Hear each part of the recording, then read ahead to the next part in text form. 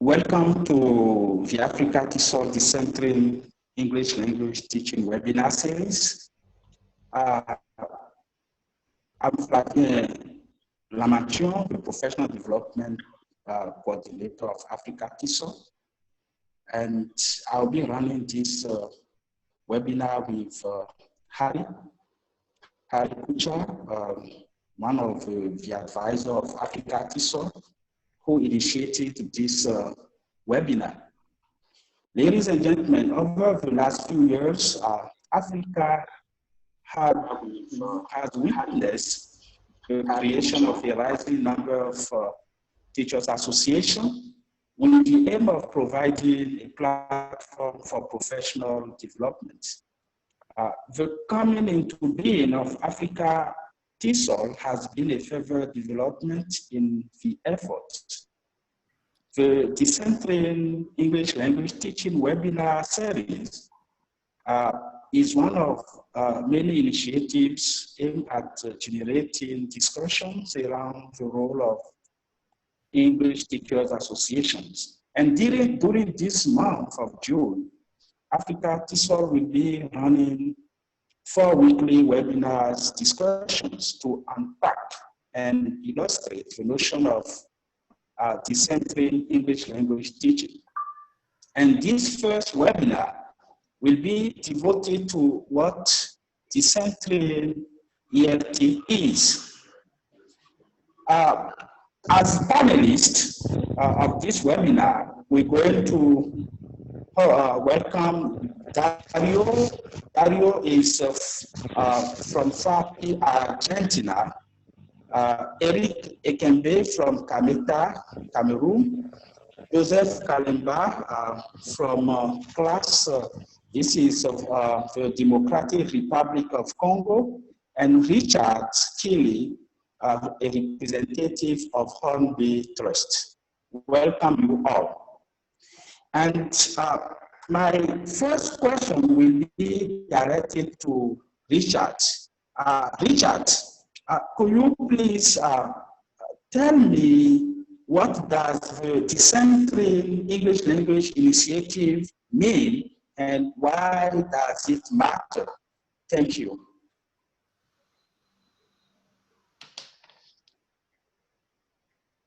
Thank you very much, Flavian. Thank you for the introduction, and to you and Harry for organizing this series of webinars. Now, I'm the representative of the Hornby Trust, and with my colleagues in the Trust, particularly Richard Smith, who's also a trustee, we have been working on the idea of decentering ELT. Now, what do we mean by decentering ELT? Well, basically, it is a scheme, it is a proposal for supporting teachers. That is fundamental. It's about supporting teachers, enabling teachers to be more effective, to learn, and to effectively teach better. Now, the decentering is part of how we see supporting English language teachers. And our proposal is that the way for teachers to improve is to understand their expertise in doing the work they're doing and to build on that expertise. So we say to teachers, to groups of teachers in school, to organizations like teacher associations, to be skeptical about looking outside, looking to theories, looking to the literature, looking to the British Council, looking even to your own ministry for guidance on how you can improve your teaching, but rather work on identifying the expertise that you have and what is successful in your work. Now, recently, let me give you an example from my own experience with teacher, researcher in an African classroom. I won't say which country, but actually we were looking at classroom data where a teacher teaching a class of 50-something students, secondary school, and what the teacher did for 10 or 12 minutes of the class was brought one student out and asked the student to solve a problem with a sentence on the board. And as the student struggled, the teacher invited the other student sitting in the class to propose. And there was a kind of a discussion. And that was a key activity in the classroom. Now, what was interesting for me was the interview data that the teacher had, the researcher had with this teacher. And the teacher started off by apologizing and saying, actually, I shouldn't be doing it like this. We should be doing group work. The book says group task to solve this language problem. Now, why is that interesting?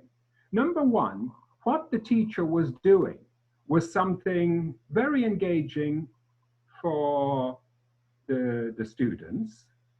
It engaged them in the group work, and it made a point. The teaching point was clear to a lot of the students. But of course, it wasn't what is recognized as group work and as the activity in the book. Now, for me, the problem in that situation is the teacher is guided by some central authority to think that group work is the way that teaching should be done and should be implemented. But for him, it doesn't seem to work. And this local practice, which actually you will find all over the world, of getting one student to do something on the board with other students contributing, that is a practice that works. Now, it works for that classroom for 10 minutes. Clearly, it's not going to work for every minute of every lesson. When we speak about decentering, we are inviting teachers to examine those practices, to examine their expertise in managing those practices, and to build on that, to find ways of extending that practice, of adapting it in further ways, but not to look elsewhere for some solution to the problems they're experiencing. Now, one of the ideas in decentering, an example like that, is success stories. We actively invite teachers to identify their success stories. Now, many of you will know this is maybe a strange thing for teachers. They actually don't automatically see their work as success stories. So decentering is this shift in perspective, inviting teachers to reflect on their practice, analyze their practice, identify what works, identify why it works, and then share it with colleagues. Share it in the school, share it across a group of schools, organize to get different perspectives. Don't be an isolated teacher. So that is, in a word, what decentering means. If I can just say two more things about it. Number one, it has a lot of roots in the history of our profession. These roots, these starting points are centers. Sometimes they're SLA research, sometimes they're bodies of theory like communicative language teaching, sometimes they are assessment-driven practices, but they are centered. And we would like to have a decentering, to get away from those and to see the expertise of teachers as a way of building teacher development. And the second point I'd like to say is activism. Activism is inquiring, sharing, talking to others, consciously trying things out, constantly exploring ideas. And that is a way of not becoming mechanical in practice, not becoming mechanical in the use of the course book, not becoming mechanical in using maybe old examination papers. So activism is a spirit of inquiry. There's no shortage of that. And I think we need more of that. So once we get those basic practices around which we characterize as decentering, then I think we will be in a better position to improve teaching, improve ELT.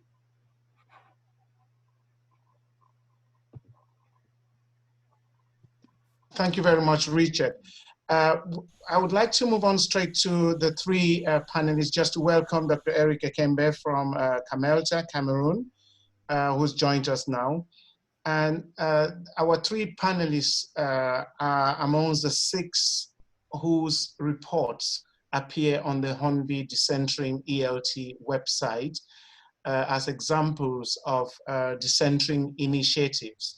So I would like to invite them to share with us for about 3 minutes each what their reports, what the reports are about, what specific projects they are reporting on. And at the end of it, I would like for you, Richard, to comment on what you think is particularly decentering in the 3 projects that they each report.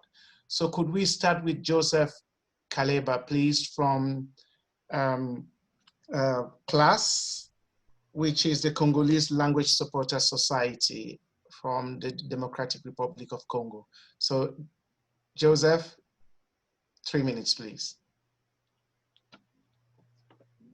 Unmute yourself.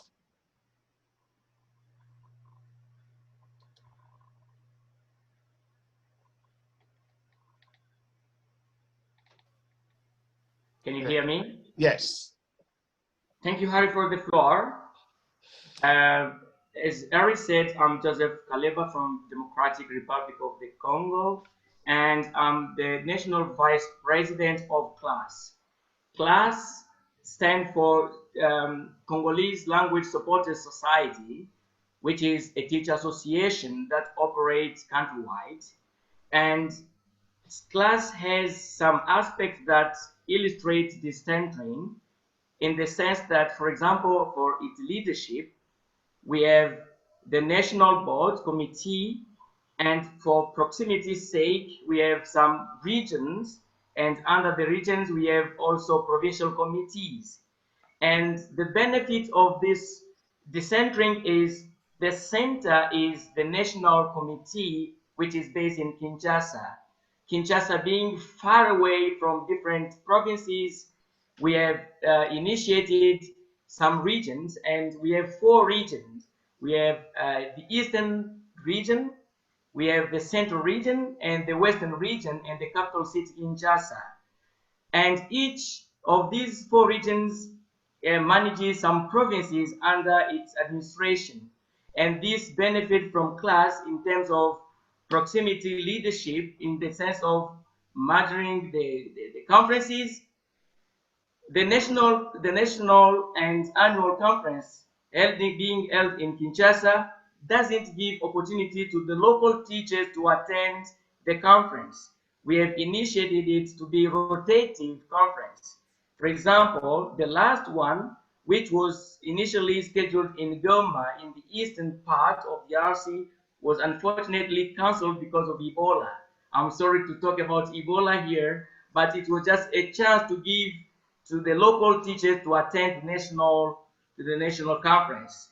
The decentering initiative that is CLAS is undertaking is also being supported by only the Hornby Trust. We received the funding and we organized the training in 3 provinces, that is in Goma, in Kisangani, and in Bukavu. And the title was The Best Practices in the Classroom and the Creation of COPs. The COPs stand for the Community of Practice.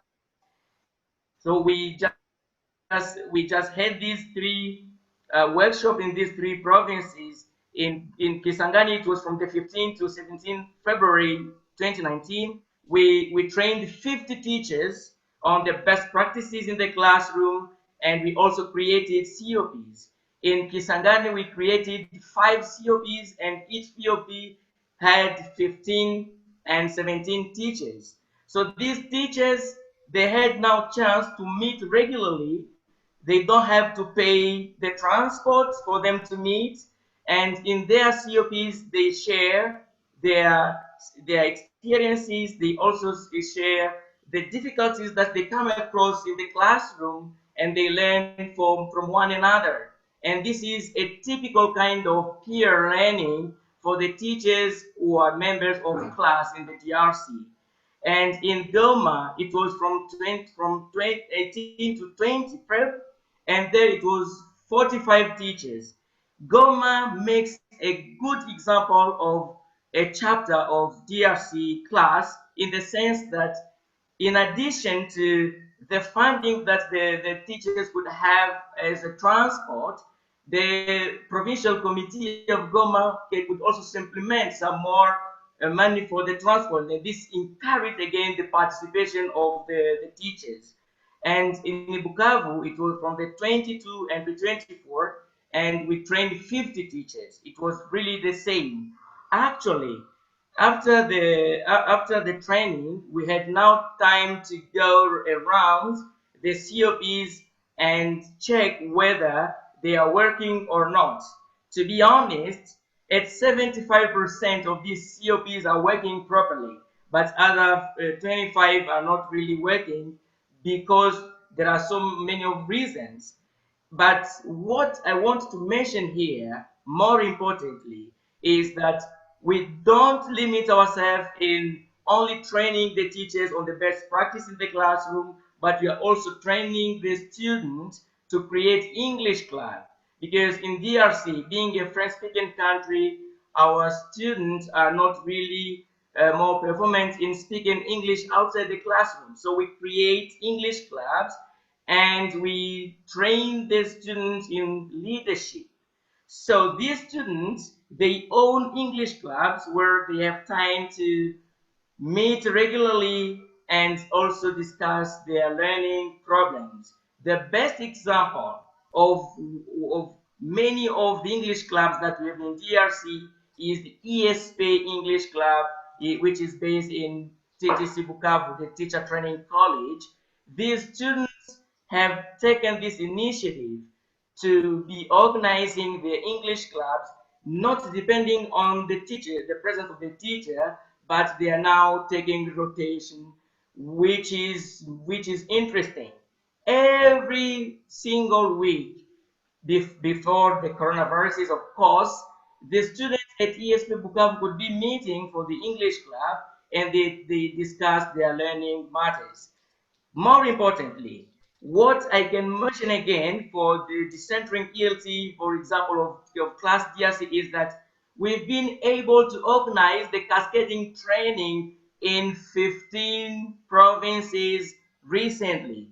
And this also cascading training is part of the English Connect program by the British Council. We were able to organize 15 training in 2 weeks' time, which means following the leadership of class, each province is autonomous. They could all be organizing concurrently the training, and everything went well. To cut it short, Ari, class is really enjoying the support of the British Council and the Hornby Trust for boosting class throughout the RC. Thank you. Right, great. Very quick question, Joseph. Two questions indeed. What exactly was the content of the training? What are the things that you were training the teachers about? And who initiated the training? Was it class as an association, or was it maybe the British Council sending people to support you in a training? Thank you very much. In terms of content, Harry, the content, as I said, the title was The Best Practices in the Classroom and Creation and Implementation of COPs. This initiative came from the local teachers who expressed the need of having the training, and class as the member of IATAFO, the leadership of class contacted the Hornby Trust and they submitted a proposal which was really competitive. Fortunately, class was selected among the few TAs that could earn this award, and this is how it was. So when we discussed the best practices in the classroom, there were two parts of the sessions each day where the trainer could just show and share some experiences, and also some teachers could discuss some practices and see, look, I do this, does it work, is it also for you? And people could discover that what they have been doing in their own classroom was valued when it was also appreciated by other teachers during the discussion. And for the COP creation, the teachers, they suggested that they were having some difficulties meeting the monthly plan meeting, so they would like to have shortened the distances. So all these needs were expressed by the local teachers, but supported now by the Hornby Trust, by the funding. Great. We've got some really good questions here from Lee's England. I guess you have responded to that. Who the teachers have an input in the training content? Maybe not. And we also do have questions like how the teachers for the training were selected. But I think Deb's question kind of covers this. Who decided what best practices are? Did the examples come from the teachers, or did they come from books and ideas that were generated elsewhere? This is an important question, Harry. Thank you very much. In terms of the teachers, in terms of who decided what is best practice, initially the trainer could go for a theory, pedagogical practices, but it could be validated after a discussion with the teachers. When you say, I tried this, it worked, it tried this, it worked, and then in conclusion we could say, actually in our context this can be a good practice that we could also share with other people. And the message was that the teachers who attended the training could also share with other teachers who could not have the opportunity to attend. And how the teachers were selected, it was entirely class leadership responsibility. They know their members who are active, they know their learners who attend the meetings, the learners who express the need to be trained, and this is how, on basis of all these criteria, that the teachers were selected. Great, great. Okay, can we move on now to our next speaker? I can see Eric Ekembe. Dr. Ekembe, over to you.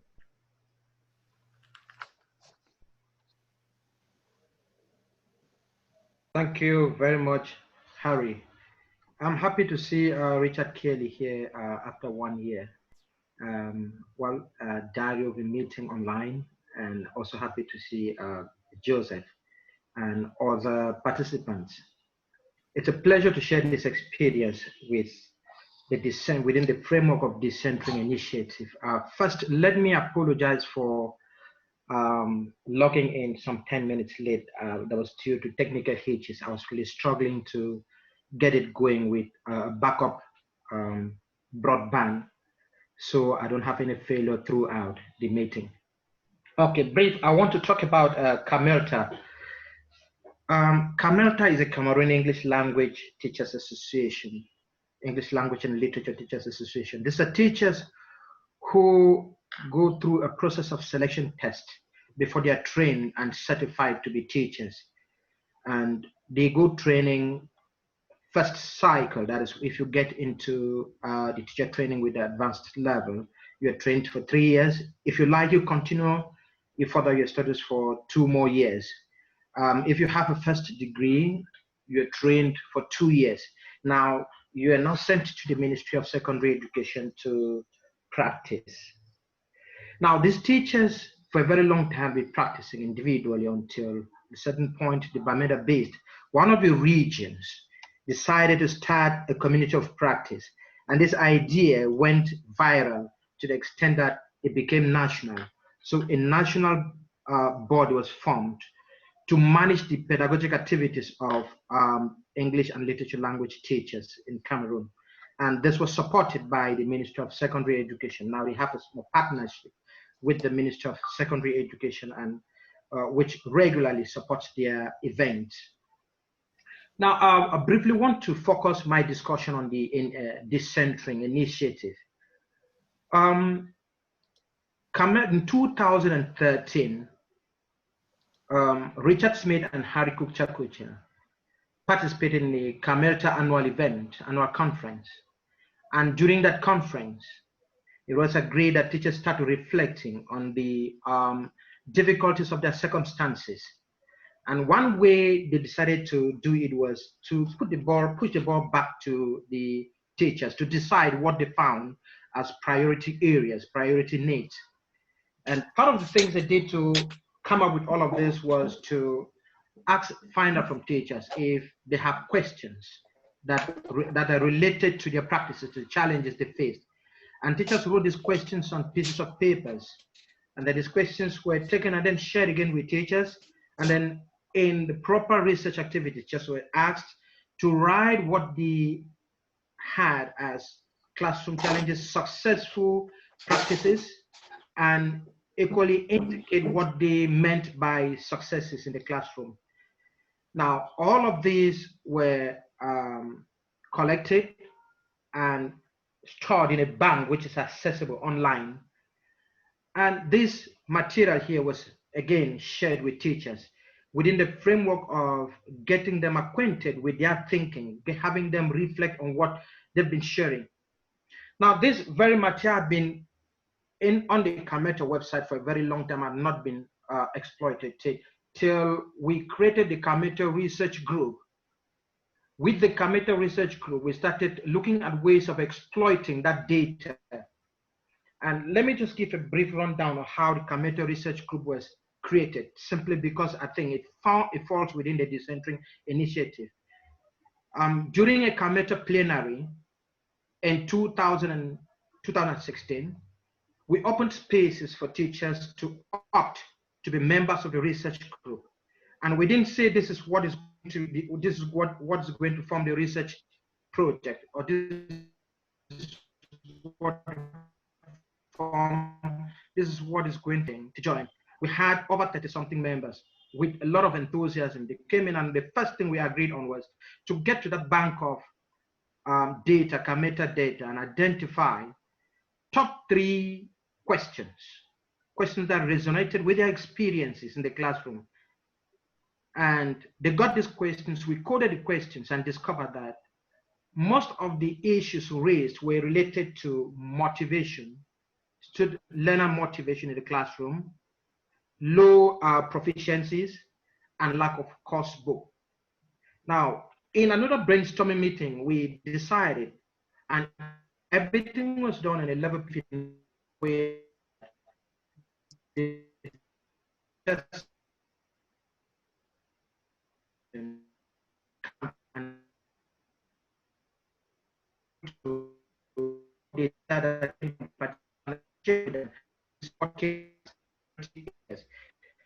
now, we decided to start researching motivation in our classroom.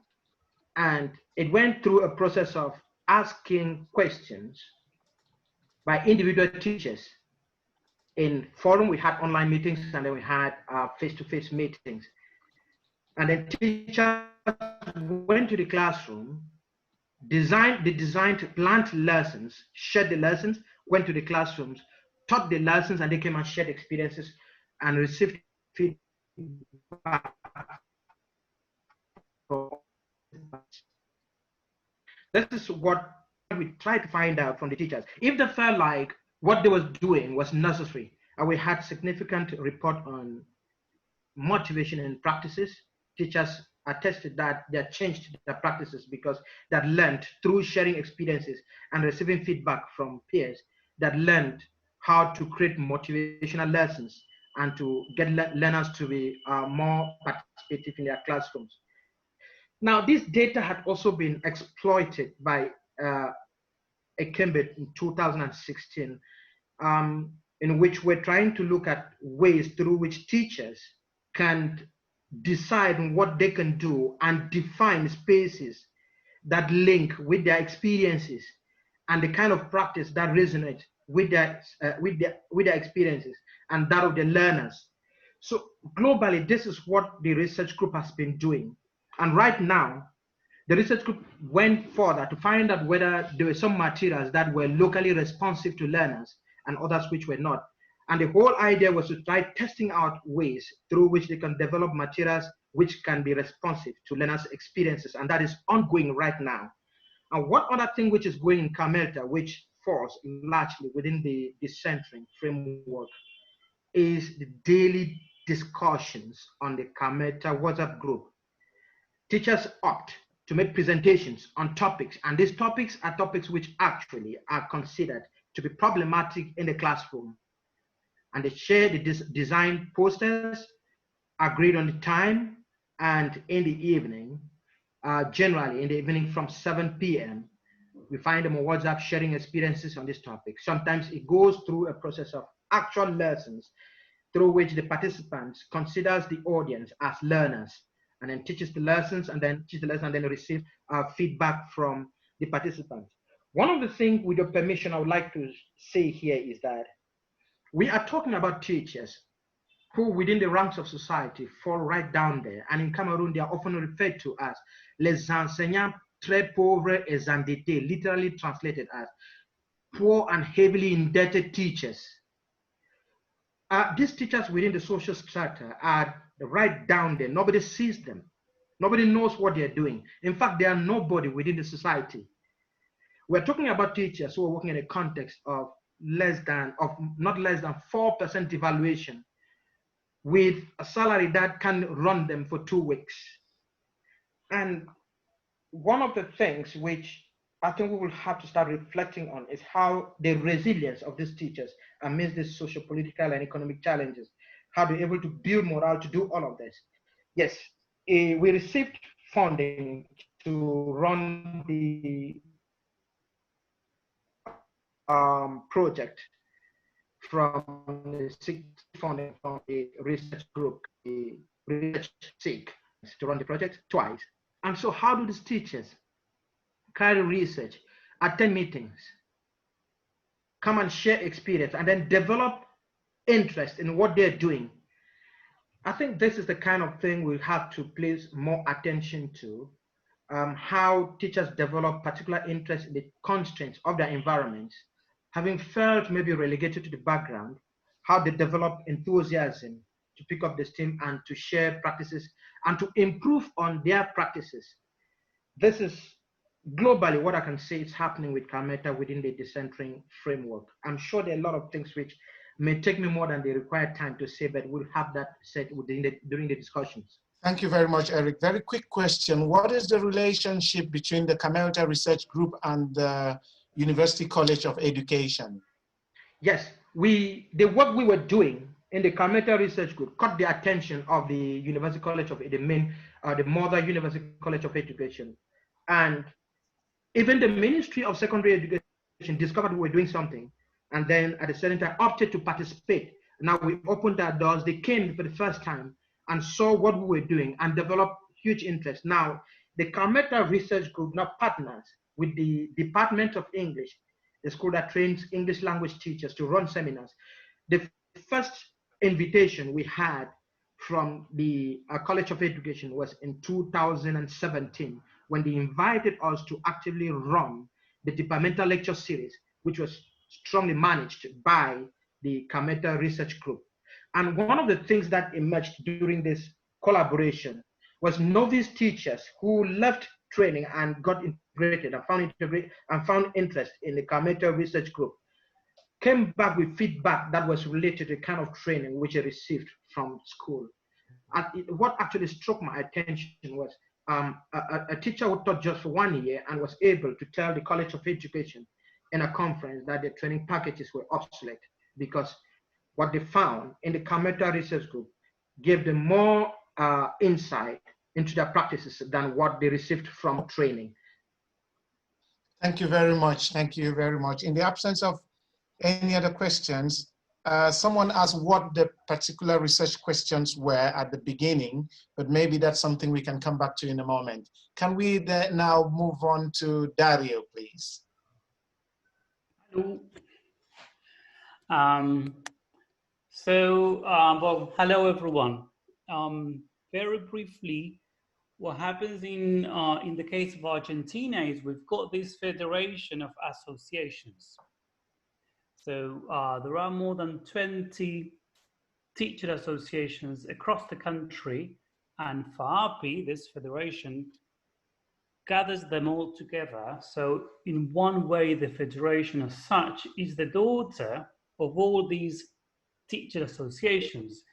And similar to what Joseph was saying about the conferences, going where the people are, this is something that's been going on for in FAAPI since the federation started in the 1970s.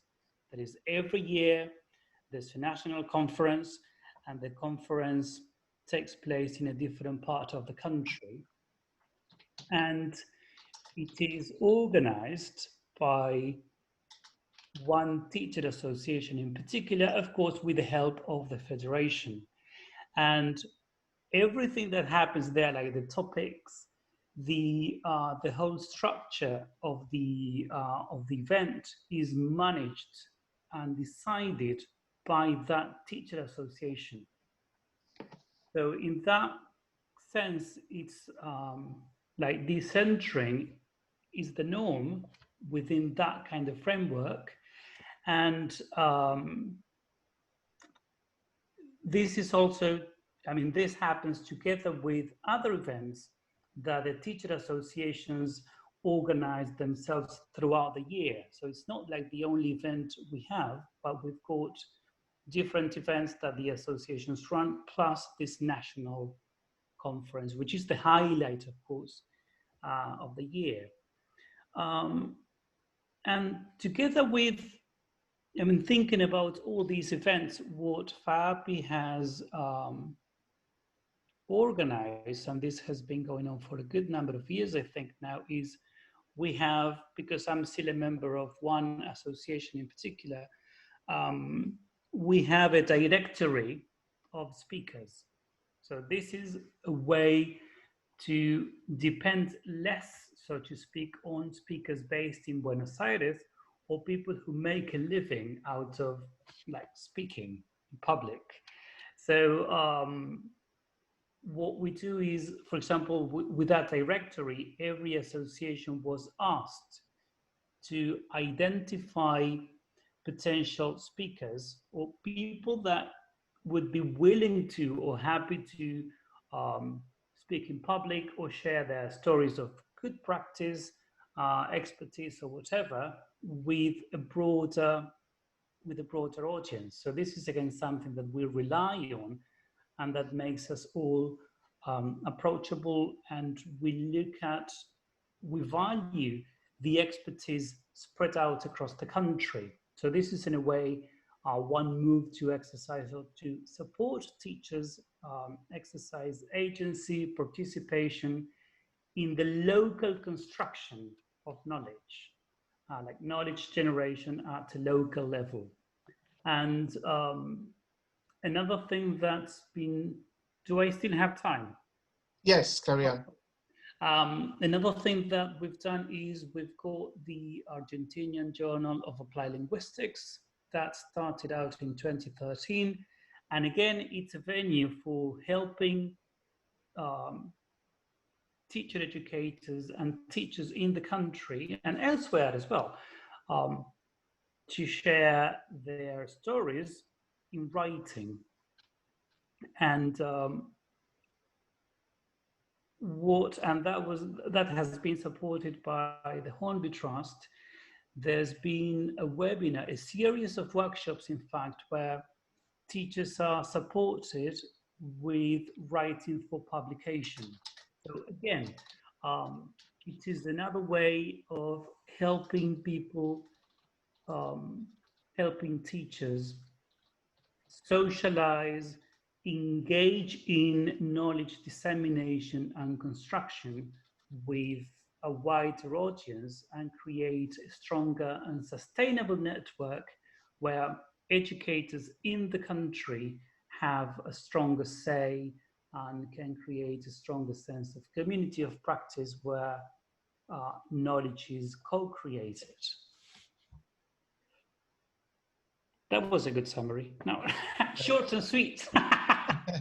We've got some really good feedback on the chat to Dario. Someone, Maria Matamora, is attending and listening to every word of what you're saying, and the rest of the panelists. And she's been a presenter and a recipient of 2 FAPI scholarships. And Maria Marta Mora is a genius. Is a genius on this land. She's been extremely active and in generating with other wonderful colleagues in Buenos Aires the teacher research SIG belonging to APIVA. And what I like about her and her team is that, I'm sorry, you had a question, I started talking. Well, it was just a comment. It was just a comment, an acknowledgement of the work that FAPI has done. So listening to the 3 of you, the underlying thing is the kind of a bottom-up approach to developing what teachers see as contextually relevant, and the whole idea that teachers together are co-constructing knowledge. Did you want to make a quick comment on all of that, Richard? Definitely not all these projects were funded by the Hornby Trust, but they have been identified by the Hornby Trust as examples of what might count as a decentering ELT.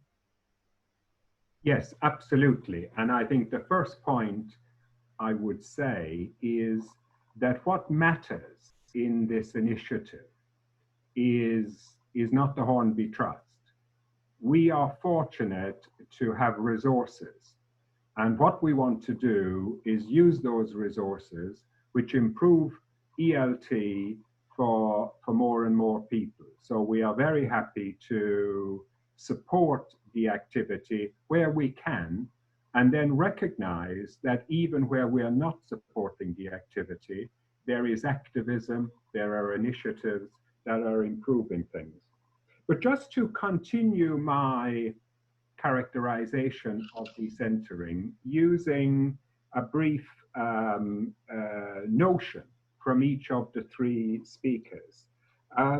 Joseph, in his talk about the situation in DRC and CLASS as an organization which is supporting teachers, and what was actually, he mentioned this in relation to work they do with students and English clubs. But it's really a really important notion. He said training in leadership. Now we should all reflect on those 3 words, training in leadership, because it is a very radical idea. Normally training is training in following. You are trained as a teacher to do something you are trained to do. You are told and then you follow.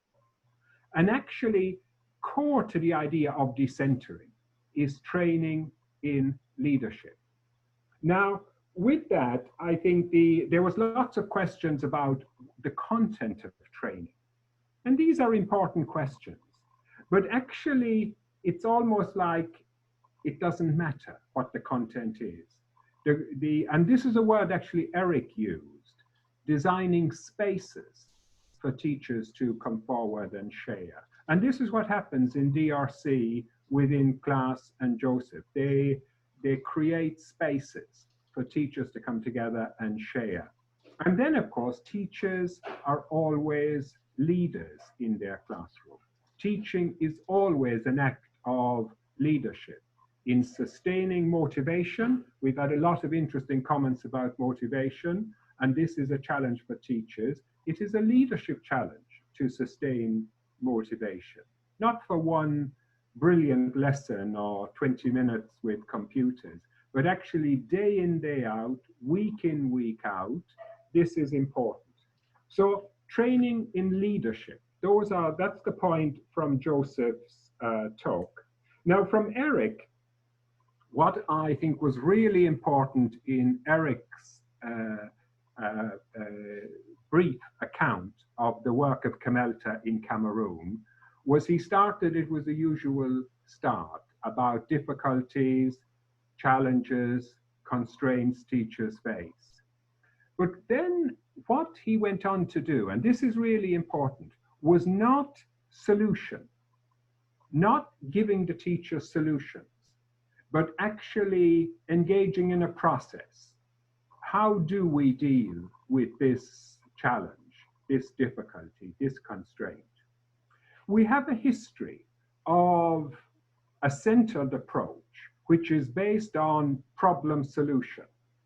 A lot of the rationales for teacher research, action research is problem solution based. And actually, we can't solve the problems that are really important in our work. What we can do is mitigate them, learn to live with them, help some students in some situations overcome them. And the idea in CAMELTA that Eric described, starting a process that is an engagement with the difficulties and the challenges.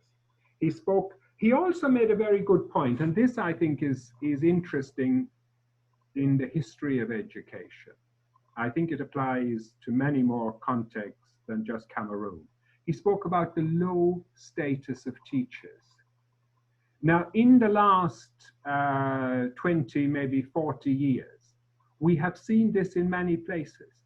Teachers are less and less recognized as professionals, less and less recognized as leaders in their community, less and less appropriately rewarded financially for their work, less and less trusted by parents.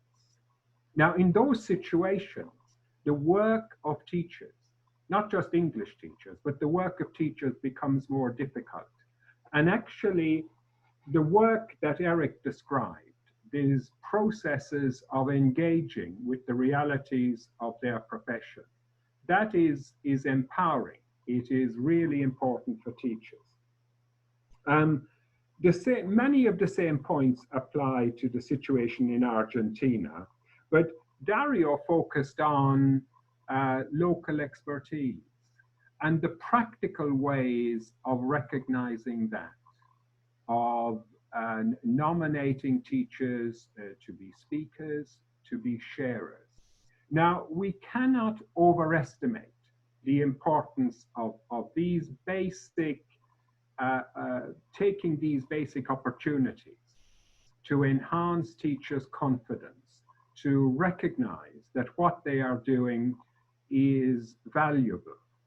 And then I think what you do is you start a teacher thinking about their work, progressing from one idea to another idea. And what they do is they cease to be mechanical in their work.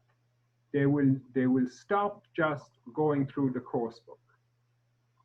That is, I think, a really important thing. So those three lessons for me in the three presenters that we've had today those lessons about training in leadership. And when we're training teachers, we should always be thinking about training in leadership, not following. The second one about difficulties, challenges, and then what? Not solutions, but processes of working with them professionally. And finally, the local expertise, the recognizing, building confidence where there is local expertise and teachers are willing to share. Right. Thank you very much. Have we lost Flavienne? Have you got any questions from your end, Flavienne?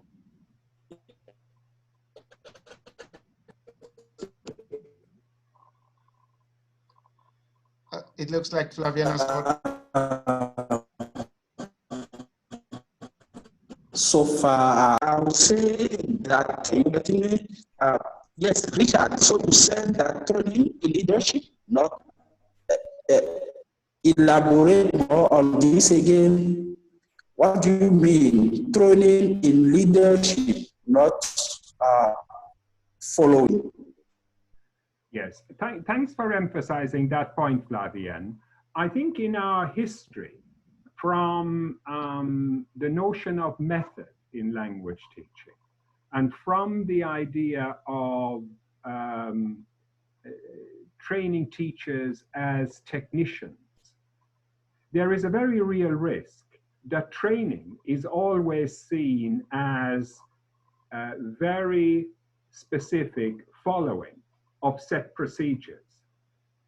Now, when we're involved, and I have been a teacher trainer for many, many decades, when we start teacher training, we tell teachers, this is how you design a lesson plan. This is how you teach your lesson. You follow PPP or something like that. We specify and then we expect them to follow. But that is at the very beginning of a professional career. And we must not allow the thinking of these are the steps you must follow. And if you follow them correctly, you will be successful. We cannot have a profession based on that kind of mechanical action. What we have to do is to say, you are the teacher in this situation. You are the expert in what shapes the motivation, the opportunities, the access to resources. You are the expert in understanding these. And from that, you work out what is going to work, what worked before, what worked last week, what is culturally acceptable, what is a little bit radical but might work. Ultimately, what will engage, what will keep these students listening. Now, we will hear in the coming webinars, we will have more examples of that. But when we have, if we want decentering, if we want to build local expertise, recognize local expertise, spread it around, get it shared so that more and more teachers are having those conversations about how maybe they're doing a good job after all, that I think will have an enormous impact. So that's what I mean by saying really all training for teachers, all professional development should be a form of training in leadership. Right. All right. Thanks, Richard. The Hornby Trust, we found, Flavienne? We found that the Hornby Trust sponsored 12. Yes, sir. Yes, it is okay. So we found, Richard, that the Hornby Trust sponsored 12 teacher association initiatives in 2009, 2020, and they have sponsored a good number before now. And some of these have been identified as having a decentering focus, and we will be listening to some of the speakers in the next webinar sessions. but there are also others that do not quite reflect the decentering focus, but they were sponsored after all. So overall, what type of projects? I want us to just talk beyond the decentering projects that the Hornby Trust would sponsor. What types of projects would the Hornby Trust fund? What we are interested in, if I can go back to a phrase I used at the beginning, success stories. What works and how is that shared? Now, what we want in a project is a very clear specification of an activity, and then further work to spread it around, to share it more widely, and to involve more teachers. Now, it's not necessarily a research project, but it may lead to a research project. What is particularly interesting for me is in low resource situations, for example, how teachers use the board, chalkboard and chalk, where there is nothing else, and that is the best technology available. Actually, we have a lot of great ideas, and they can be spread around in a context. At the other end of technology, we have a lot of groups of teachers in schools, across schools, linked by teacher associations, where they're using WhatsApp. And there's a morning WhatsApp idea. Or I heard of a project in Ghana, not a project, just an initiative in Ghana, where there's a lesson plan every day. And someplace else I had vocabulary activity every day. And what we would like is to understand better how these initiatives, for example, using technology, how they are done. What another idea that is very interesting for me is communities of practice. I think Joseph mentioned earlier communities of practice. And the idea of bottom up is sometimes closely aligned to communities of practice. What we would like teacher association projects is to specify what is working already in terms of communities of practice and how to extend them. Now, in some places, it may be getting activities that work in urban areas, maybe capital city projects with communities of practice or WhatsApp, and then getting them to work in different contexts, maybe small towns, maybe rural areas, and understanding how the same thing can happen and how it is changed as this initiative is rolled out. So those are the kind of projects. They are activist projects, improving the work of teachers through building their confidence in their expertise and spreading that about. Great. Thank you very much. The next question is actually for all the panelists. Unfortunately, we've lost Joseph due to power outage in the Democratic Republic of Congo. And that is the reality within which African teachers work. So my next question would be for all the panelists, and this comes from the fact when we were looking through the different projects to identify speakers, and by that I mean the projects that have a decentering focus, we found it difficult to identify specific projects that were led by women, although there are a number of projects that are led by women that the Hornby Trust has funded.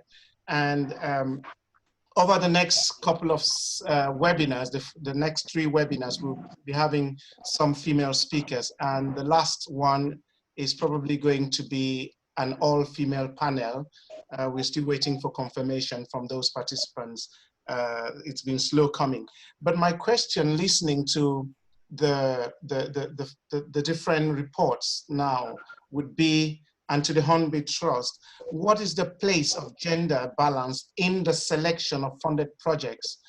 And to the panelists, what is the place of gender balance in the development, the initiation and development of your projects? Because we're talking about the whole idea of creating training in leadership. And we cannot talk about training in leadership and forget the important social structures within which we move and the dynamics of the memberships of teacher associations. So what would you say would be the place of gender equity in the projects you've reported, beginning with the projects you fund, Richard? Well, thanks for that question. I think two points. Number one, I think it is a very important issue, and it is an issue. Gender balance is an issue Hornby take very seriously.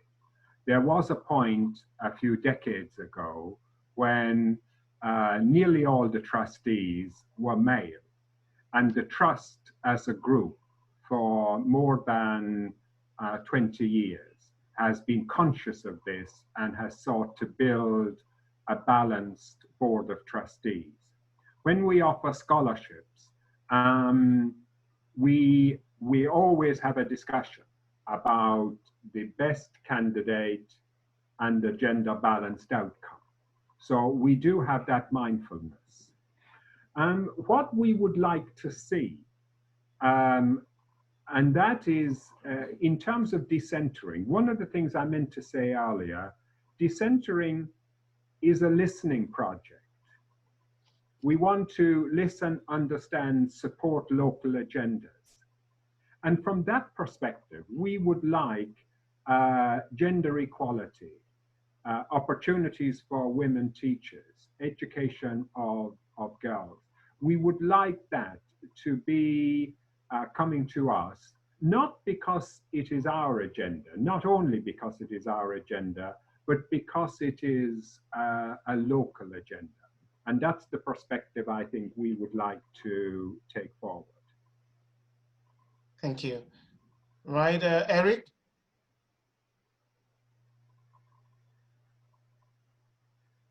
Can you unmute your microphone, please? Or I'll do that. I can do that. Okay. Right. Thank you so much. Gender balance, I think it's a crucial issue.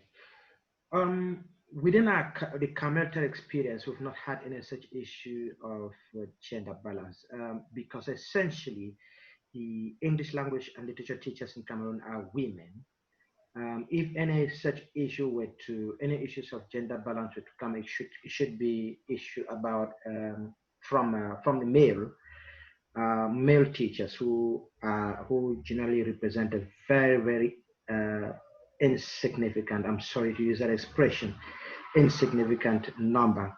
Overall, the women outclass the men. That's what I'm trying to say here. And in the projects we are running, we've not really had any such issue of gender balance. I think it can't really be a problem with Camelta because right from the process of schooling to training to practice, it's just been like that, that you'll find more women in the teaching profession than men. So whenever we have a project, can I just clarify my question? It's yes, not about numbers. It's not about numbers because it's not because of the Camelta Research Group or Camelta that there are many more women in the profession. That's not within that. We're talking about thought leadership.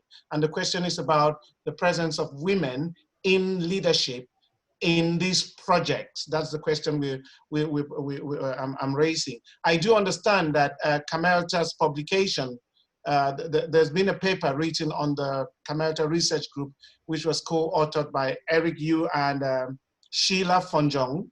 Yeah. But what we mean is, what opportunities and what possibilities are there for the women to take leadership positions in the projects that you described? I think generally it's a bit difficult for us to say women can't take leadership automatically. It's organic. It happens organically, and I find it difficult giving an artificial answer to that question because the strength of Kameta is women. Now, I want to share a few examples to you. In the last AfricaTESOL in Abuja, we had three presentations from Kameta Research Group, the plenary, the conference event plenary, which I did, and two from very active members of the Kameta Research Group were women, and who actually run the group. These are the pillars of the group. If they tell you the meeting is not going to take place, it's not going to take place. I'm certain about what I'm telling you. Now, about whether they can take leadership position, they have been doing that. Of course, the president of Kameta is a lady, is a woman, Catherine Moto. And about whether they can create more spaces for women. If you get to the Kameta group chat, the people leading are women. We have Abigail, who's a lady who designs IT posters. I never dreamt a woman could do that in Cameroon. And through that engagement, I feel like she's a leader. She's leading the whole process, whether we like it or not. So within the Kameta, leadership from women is organic. You can't prescribe it, it comes. And they are going to continue doing that. And they are going to create the spaces because they own the field. Well, let's not use the numbers, but in terms of what they are doing, the only teachers who came to the College of Education to influence, to bridge the gap between practice and theory were women. I can talk about Sheila, I can talk about Aita, I can talk about Caroline. These are the people who are influencing. And I think this is leadership. If they come to the College of Education to teach, and in a way that reflects local experience or classroom experience, which the pre-service teachers have never ever had, I think this is a kind of leadership which you can't really define using artificial knowledge or using knowledge from the outside. I don't know if I answered the question very well. Thank you very much, Eric. Can we've got 5 more minutes. Dario. Yeah, in terms of balance and equity and access to power, I mean, access to leadership, like for more than 10 years, I would say, the FAPI presidents have been women. And when we talk about the different events that are run, there is a parity in terms of gender throughout the different events and throughout, like, the decision-making processes underpinning those decisions. So it is something that my colleagues from Argentina might, I don't know what they might think about this, but I think we are used to this environment where women and men, like there is female educators and male educators, work together, work hand in hand, and where women are in a position of leadership. And yeah, someone's mentioned this. The FAPI conference 2018 received an award for balance in terms of gender. So this is something that we are, I guess, pretty much used to in the country, and in terms of leadership, mainly. Yeah.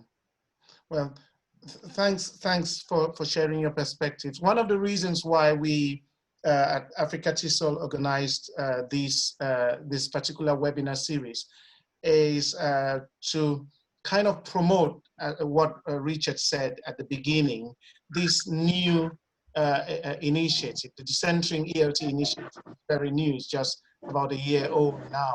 And we thought that this would be an opportunity to showcase examples of projects that have a decentering focus, and to encourage our teacher associations, especially in Africa, but also around the world, because we've got participants from around the world, to start thinking about ways in which they could themselves, through agency and collaboration, together develop their own ideas for projects that might be supported or not, but local projects that would respond to the specific needs of their working context.